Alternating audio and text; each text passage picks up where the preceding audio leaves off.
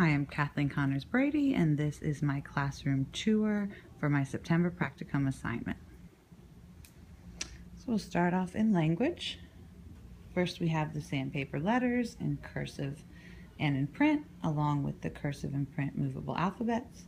Up at the top you'll see the dictionaries for dictionary work, our classroom mats to the left there, and grammar command cards so the students can complete some extra grammar work using those. Here we have our chapter books for chapter book challenges and student silent reading.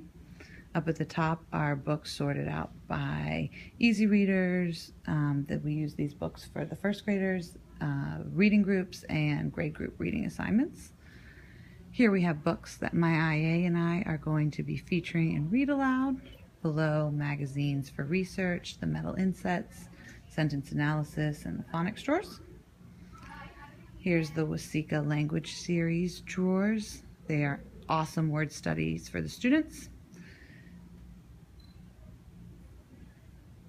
Below we have the picture books for the classroom and the nonfiction books the students use for research.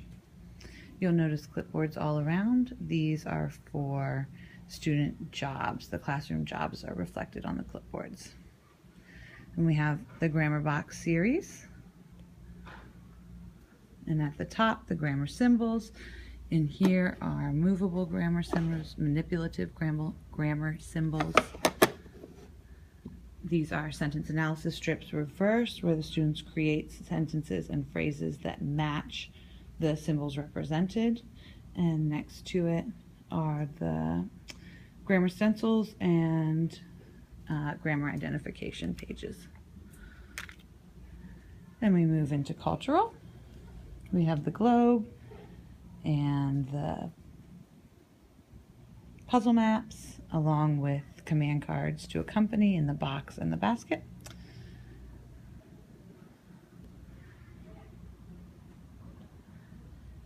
Beautiful artwork. I love my green walls. Here is cultural shelf with the flags. Various cultural works. We are currently focusing on Africa right now.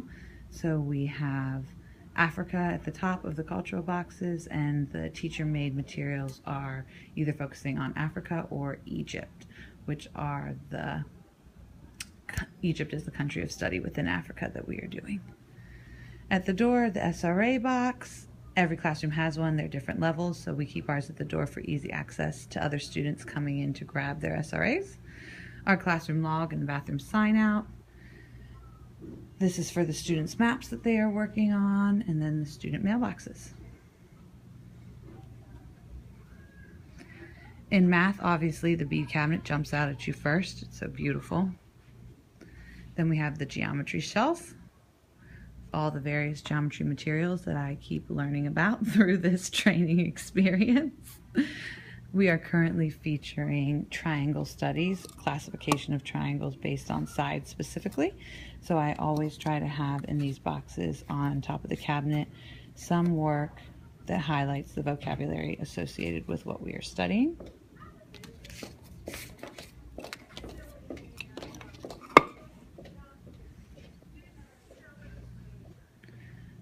Moving on.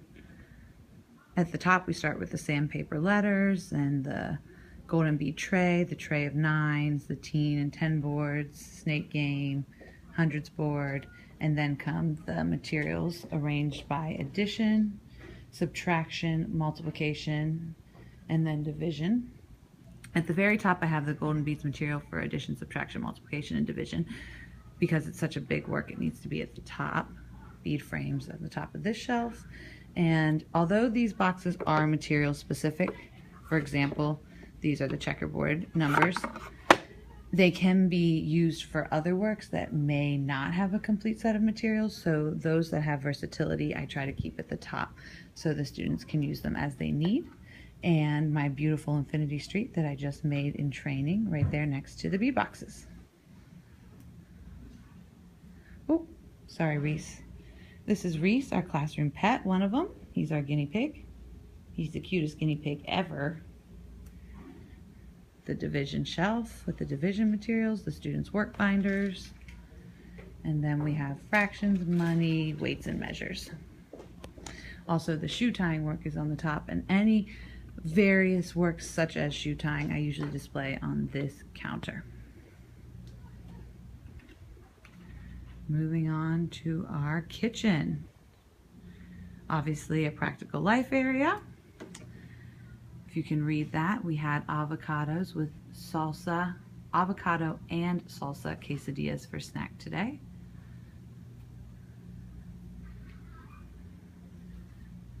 I love my beautiful windows. Nice big beautiful windows. Sun comes streaming in. Student work tables. Come into our botany area.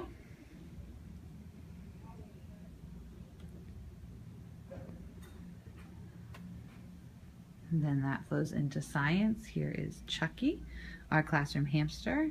He's a Russian dwarf. Then we have the science shelves.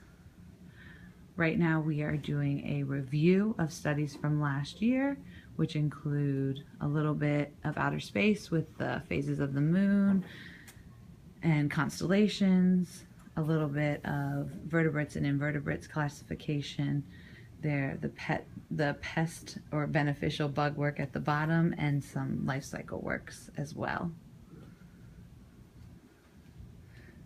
The microscope the students are able to use, the papers underneath are for them to record what they are observing through the microscope. Then on the other side are the art shelves, and at the bottom the games for indoor recess.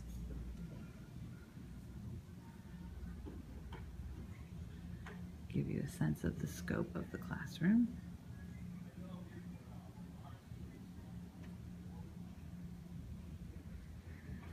On the whiteboard, I always feature again the country and continent that we are studying, and then have a work to accompany either the maps or the pictures that are being displayed.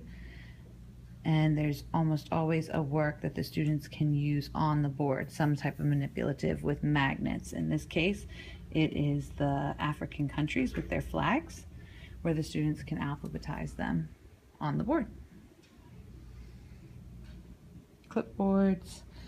This ball is dual purpose now because not only is it being used for sensorial needs for one of my students with my pregnancy, it's a wonderful place for me to be able to roll up and sit on as needed. And then a few more practical life materials here with the yarn and the fabric for our sewing station. The students just created their classroom cushions, and the yarn is also being used for friendship bracelets. Just another look at the cushions. And then we wrap up with the peace area. I like having the music right underneath so I can play music as needed to help students who need to calm down. And then my wonderful teacher workspace with the student files and my computer and my very limited storage, but we make it work. And that brings us right back where we started in language. Oh, and a lot of people like to check out these beautiful pictures. All the art in here was done by my dad. These are some beautiful watercolors that he did. So that gives you an idea of our classroom, or my classroom. So I hope you enjoyed the tour, and if you have any questions about anything, please feel free to ask me.